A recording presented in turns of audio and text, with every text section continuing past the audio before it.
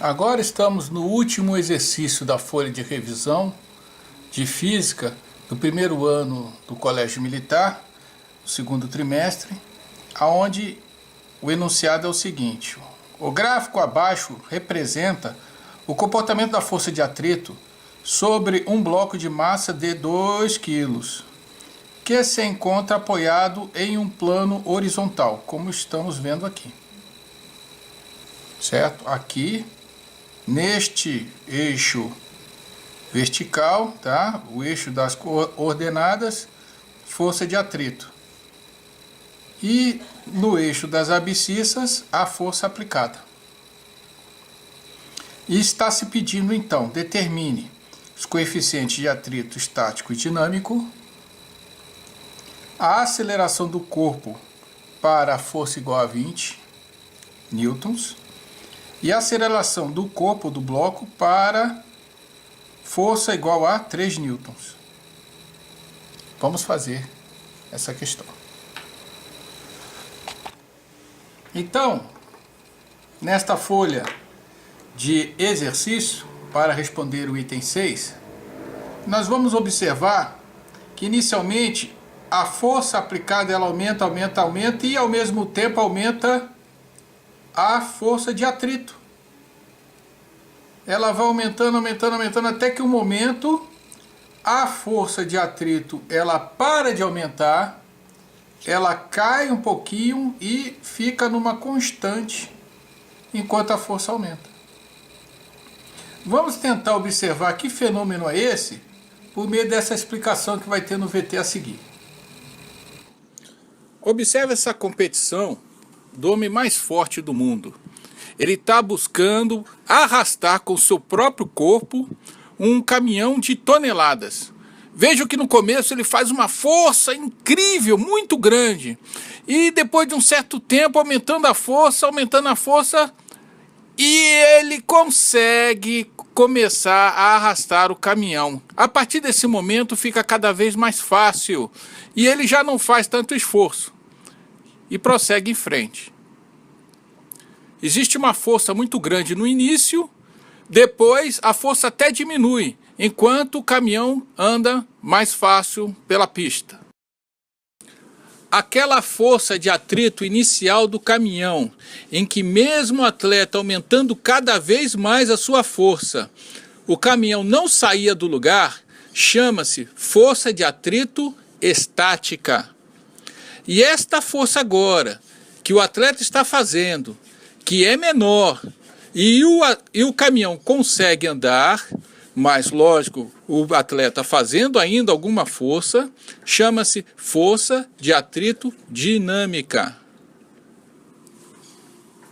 Então, como foi mostrado aí pelo homem mais forte do mundo, um dos mais fortes do mundo, o coitado começou a fazer força e nada se mexia, porque a força de atrito estava respondendo. Essa força de atrito estático, ela vai respondendo e resistindo à medida que você vai aplicando força, ela continua resistindo, tem uma hora que chega ao seu limite, aqui no caso 15 newtons, que é o limite exatamente da sua força de atrito estática, e pronto, ela desiste, ela acaba a força de atrito estática e passa a ocorrer a força de atrito dinâmica, que é onde o coitado consegue mexer o caminhão com mais facilidade.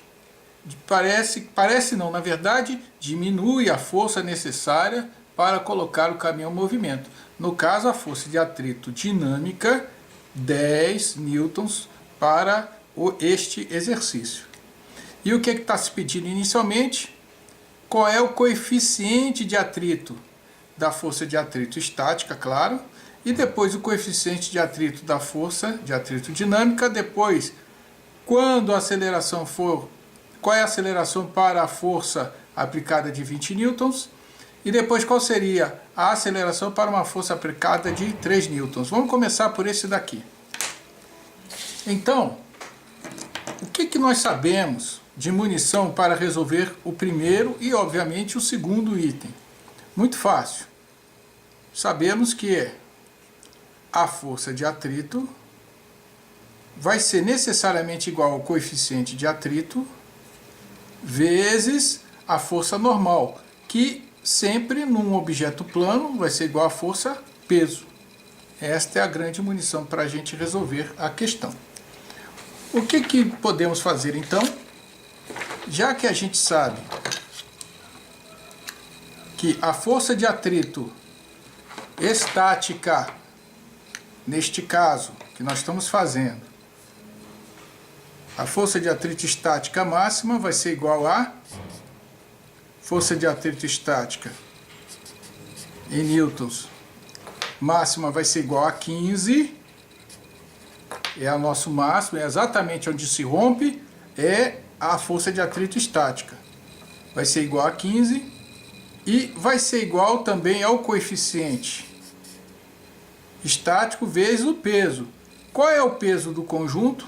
São 2 quilos vezes a aceleração da gravidade, que é 10. Então, 2 vezes 10. 2 vezes 10. Então, vou escrever aqui para ficar mais fácil. 15 é igual coeficiente de atrito estático vezes a massa vezes a aceleração da gravidade, que dá o peso. Passando tudo para cá, colocando em evidência, o coeficiente de atrito estático vai ser igual a 15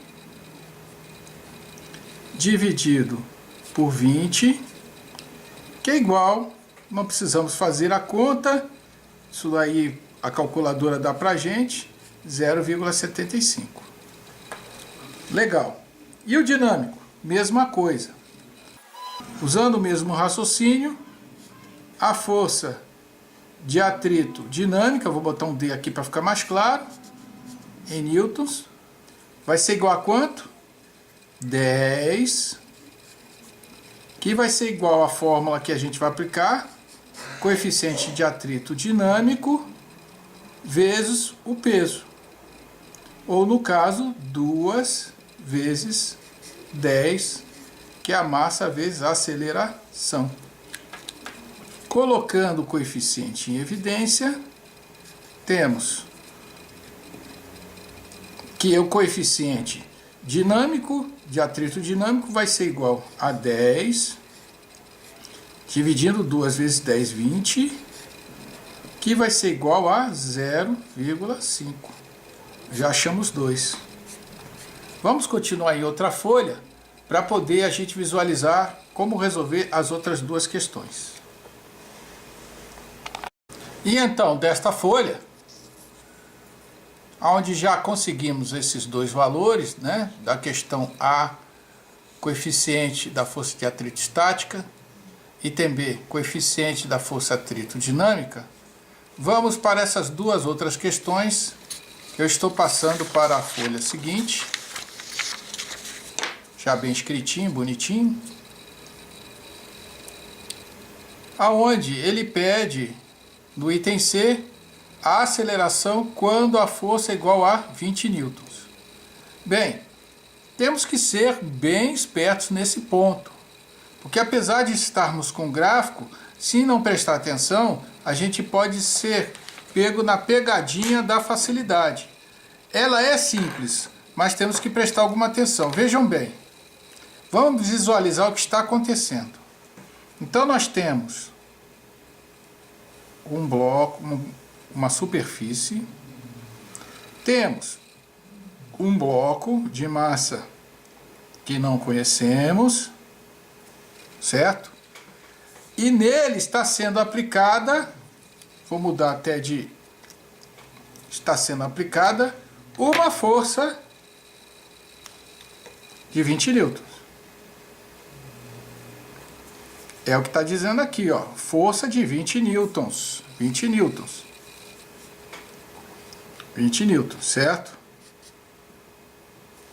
Porém, neste objeto nós temos a força de atrito dinâmica, que ela é ao contrário, ela é sempre contrária à força aplicada, e que o valor está sendo dado aqui no gráfico. 10, força de atrito, igual a 10 newtons. Newtons aqui.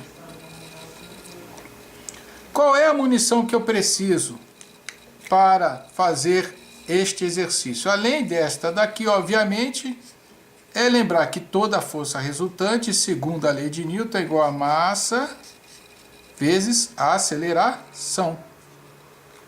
Primeiro, então, me cabe descobrir qual é a força resultante. Se eu tenho 20 newtons sendo aplicado no objeto e uma força de atrito igual a 10. Muito simples.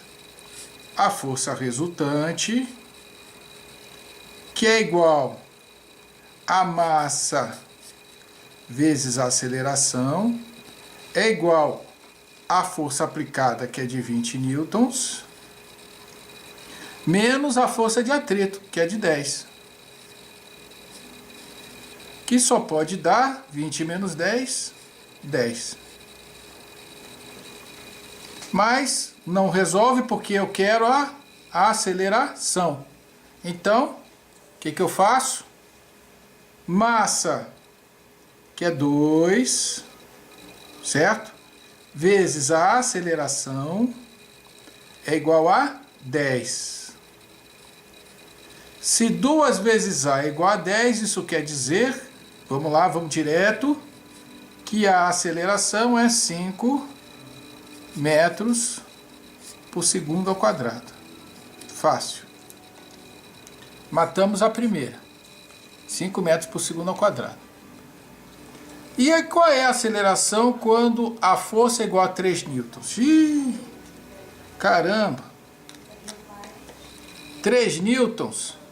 Olha só, a força quando chegar a 15 é que eu vou ter a força de atrito estática máxima, certo? A força estática acaba aqui. Mas e antes? O que está acontecendo? Em todo esse intervalo aqui, o coitado lá do homem mais forte do mundo está tentando mexer o caminhão. O caminhão se mexe? Não. Se o caminhão não se mexe, é porque a resultante das forças aplicadas é 0. Ou seja, quando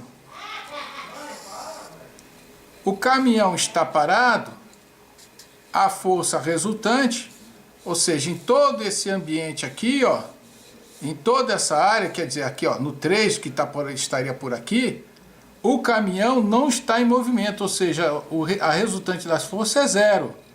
Se a força de resultante é 0 e é tudo igual a massa vezes a aceleração, ou seja, se a massa é constante é 2, é porque obrigatoriamente a aceleração vai ter que ser 0.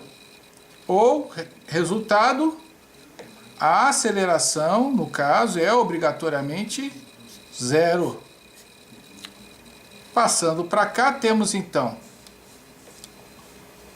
quando a aceleração é igual a 20, temos 5 metros por segundo ao quadrado.